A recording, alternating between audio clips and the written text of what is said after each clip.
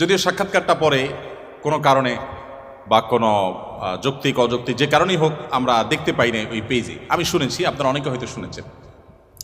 তিনি বলছিলেন যে পৃথিবী তার গন্তব্যের দিকে, ধ্বংসের দিকে এগিয়ে যাচ্ছে, এবং তিনি অন্য পার্সপেক্টিভ থেকে বলেছেন নিশ্চয়ই।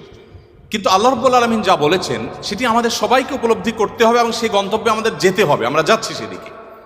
পৃথিবী যখন তার গন্তব্যের দিকে বা সৃষ্টি জগৎ যখন তার গন্তব্যের দিকে এগিয়ে যায়, তখন যত বেশি এগিয়ে যাবে ঈমান মানুষের জন্য ধরে রাখা তত কঠিন হবে। আমরা সেরকম একটা সময় পার করছি।